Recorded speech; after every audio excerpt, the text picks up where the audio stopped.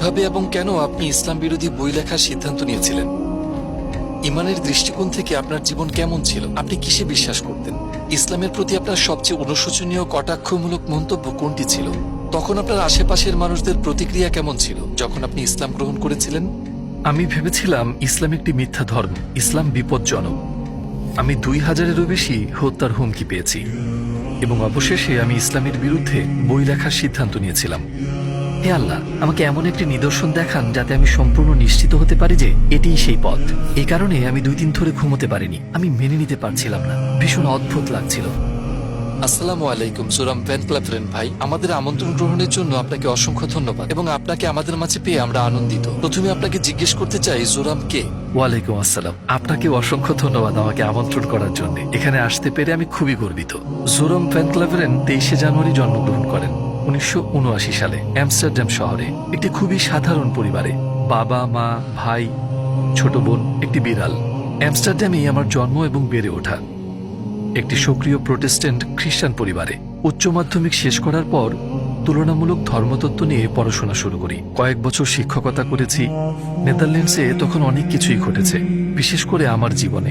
এখন যখন আমি পুরো বিষয়টা অবলোকন করি ইসলাম ধর্মের ব্যাপারে, আমি ফ্রিডম পার্টির জন্য রাজনৈতিকভাবে সক্রিয় হয়ে উঠলাম, সাংসদ মনোনীত হলাম এবং শেষে আমি ইসলাম বিরোধী বই লেখার সিদ্ধান্ত নিলাম, যার শুরুটা হয়েছিল ইসলাম বিদ্বেষ দিয়ে, পরিণত হয় আল্লাহকে খুঁজে পাওয়ার একটি মাধ্যমে এবং আমি মুসলিম হওয়ার মধ্য দিয়ে এই পথের সমাপ্তি।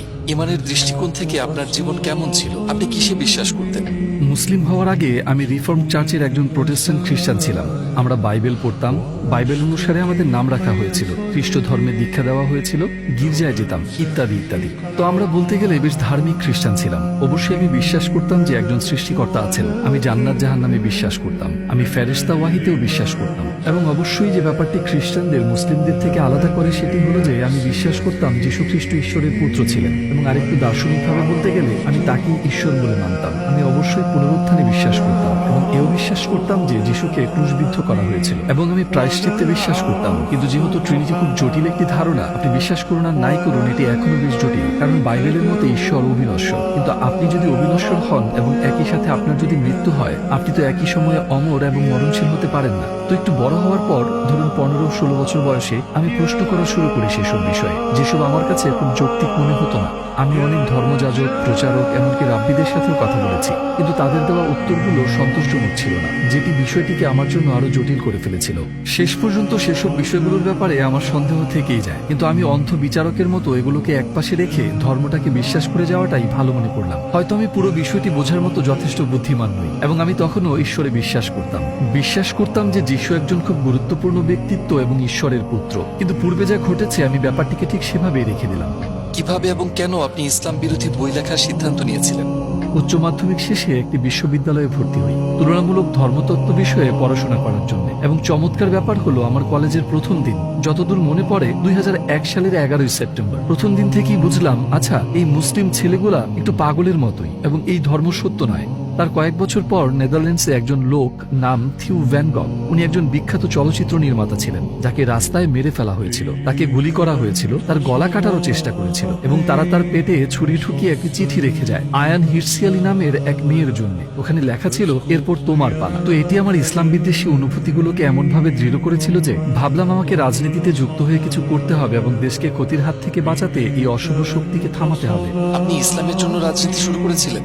হ্যাঁ, এবং সত্যি এটি ইসলামের কারণে ছিল, আর এটি মূল কারণ ছিল আমার বই লেখার, মানুষকে বোঝানোর জন্য যে কেন ইসলাম পৃথিবীর জন্য বিপজ্জনক। আমি যখন বই লিখছিলাম, একটু আগেই যে প্রশ্নগুলোর ব্যাপারে বললাম, খ্রিস্ট ধর্মের ব্যাপারে আমার সেই সন্দেহগুলো আবার মাথায় ঘুরতে লাগলো এবং অবশ্যই সেটি সত্যের ব্যাপারেই ছিল, কারণ আমি একজন বিশ্বাসী খ্রিস্টান ছিলাম এবং আমার যে খ্রিস্টান প্রশ্নগুলো ছিল সেগুলোর উত্তর খুঁজে পেলাম ইসলামের আলোকে। কারণ অবশ্যই যখন আমি বই লেখা শুরু করি, অনেকে ভেবেছিলেন যে এটি একটি রাজনৈতিক বই, কিন্তু সেটি রাজনৈতিক বই ছিল না, এটি ধর্মীয় বই ছিল। কারণ আমি মানুষকে দেখাতে চেয়েছিলাম ইসলাম ধর্ম হিসেবে কেন ভয়ঙ্কর, এবং আমি খ্রিস্টান দৃষ্টিকোণ থেকে বইটি লিখছিলাম।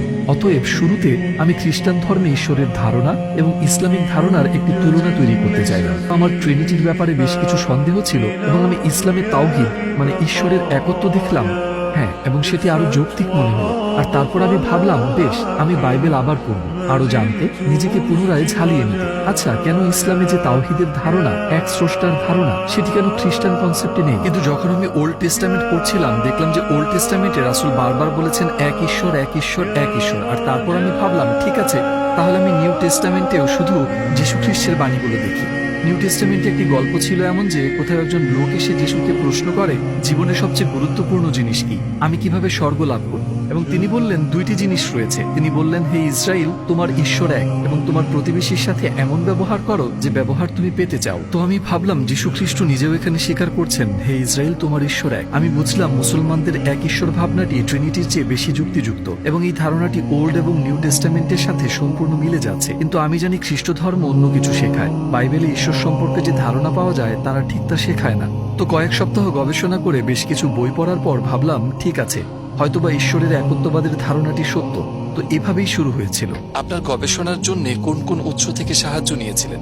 যেহেতু আমি খানিকটা বিস্মিত ছিলাম, আমি বিভিন্ন কর্তৃপক্ষের কাছে লেখা শুরু করি এই ধর্মীয় বিষয়গুলোর ব্যাপারে। যাদের কাছে জানতে চেয়েছিলাম তাদের মধ্যে একজন ছিলেন শাইখ আব্দুল হাকিম মুরাদ, এবং তিনি ক্যামব্রিজ বিশ্ববিদ্যালয়ের একজন অধ্যক্ষ। অবশ্য বিষয়টি একদিক দিয়ে কিছুটা অদ্ভুত, যদিও আমি তখনও রাজনীতির সাথে জড়িত, কিন্তু আমি ইসলাম বিরোধী বই লিখছিলাম, ইসলাম বিরোধী উদ্দেশ্য নিয়ে। আর আমি অন্য দেশের একজন মুসলিম অধ্যক্ষকে অনুরোধ করেছিলাম, আপনি কি আমায় সাহায্য করবেন? আমি অবশ্য বলেছিলাম আমি একটি বই লিখছি এবং আমার মনে অনেক প্রশ্ন রয়েছে। আমি সোজাসুজি তাদের কাছে জানতে চাইলাম কেন ইসলাম সন্ত্রাসবাদ প্রচার করছে, কেন তারা নারী বিদ্বেষী, খ্রিস্টান বিদ্বেষী, যে কোনো কিছুর বিরোধিতা করে বেড়ায়। খুব সম্ভবত 6 সপ্তাহ পর তিনি আমাকে বেশ বিস্তৃত একটি ইমেল পাঠান, এবং উনি সরাসরি বোঝাতে শুরু করলেন, আমার অনেক প্রশ্নের উত্তর দেন। উনি আরো বললেন, তোমাকে এই আর্টিকেল পড়তে হবে, এই বই পড়তে হবে, সেই বই পড়তে হবে, অমুক ব্যক্তির কাছে যাও। তিনি খুব বিস্তারিতভাবে ব্যাখ্যা করছিলেন সব। কিন্তু সবগুলো বই এবং আর্টিকেল পড়ে শেষ করার পর আমি ওল্ড টেস্টামেন্টে বর্ণিত নবী ও রাসূলদের সাথে মুহাম্মদ সাল্লাল্লাহু আলাইহি ওয়াসাল্লামের তুলনা করে দেখার চেষ্টা করি। আমার আর কোনো যুক্তি অবশিষ্ট ছিল না এটা দাবি করার জন্য যে বাকিরা রাসূল কিন্তু তিনি নন। আমি চিন্তা করলাম, বেশ,